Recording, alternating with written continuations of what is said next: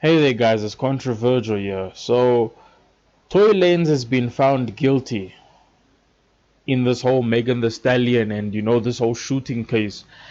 And yes, he's been found guilty, which is kind of crazy because I don't understand how they could possibly find Tory Lanez guilty when there's so much evidence that is going against Megan the Stallion.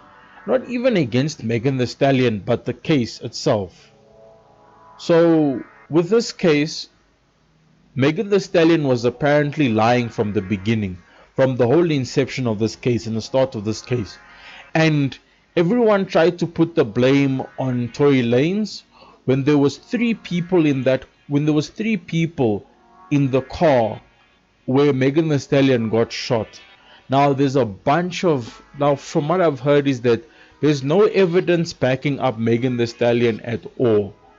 The only evidence that there is backing up Tory Lanez. I think there's an eyewitness account of people who are getting bothered, but it's kind of crazy to think that this whole case turned on Tory Lanez because he didn't particularly seem very worried about the case as much as Megan Thee Stallion was and everything. She was the one who was doing interviews, she was the one who was going to all of these people and everything, and she was the one who was trying to pretty much trying to make play the victim and yes, play the victim. Now, is Megan Thee Stallion the victim in this case? Most likely, because at the end of the day, someone did get shot, and it never needed to escalate to that position, or it never needed to resort to that. Arguments should never result in guns or weapons being pulled out. But unfortunately, it happened in this scenario, and basically what I want to say is that this case stinks. This case reeks of corruption, it reeks of bias, and it reeks of unfairness. Now, from what I read is that this whole case with when Tory Lanez was in court, there's something interesting about the jury, and then there's something in yeah, so I'll read up a little bit about the jury, and then I'll read up about the verdict and stuff.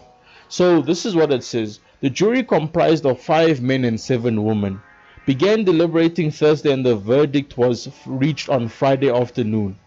So that was a pretty short time. That was a pretty short time. And Megan Thee Stallion in this whole case was being painted as the victim. But then, even though there was no real evidence implicating Tory Lanez that he's the one who shot, everyone vilified him and made him the villain in this case.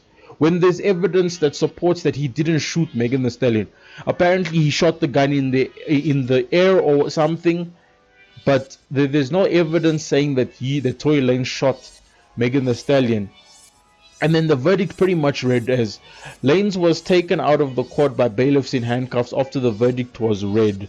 According to CNN affiliate KCBS, he faces a maximum sentence of 22 years in prison and a possible deportation back to his native Canada.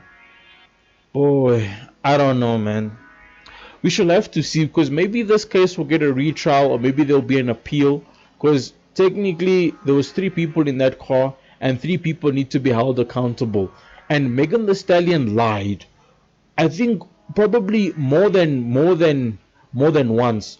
Which, if you lie in court and if you lie to the police, that's technically that's a crime. You cannot lie to the police, and lying in court is perjury, which is an arrestable offense, because it manipulates and it hurts the verdict of the case, which is why this case should have been thrown out in the first place, because there was two stories were changing, specifically with Megan Thee Stallion.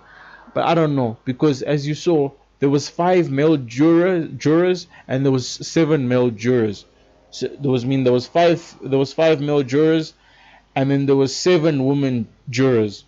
So clearly, there being more women than men in this situation implicates a result to the case. So Megan Thee Stallion was painted as a victim, as a gunshot victim, a black woman gunshot, a black woman of violence who was involved in violence. So I don't know, but my best wishes to Tory Lanez. I hope this case gets the proper verdict and justice is served, because I never believed this case from the beginning. I was on the fence about it, because People were saying that Megan Thee Stallion shot herself. People were saying that Tory Lanez shot her. And then no one spoke about the third woman in the car. I didn't even know there was a third woman in the car before I heard this case until I started doing research about it.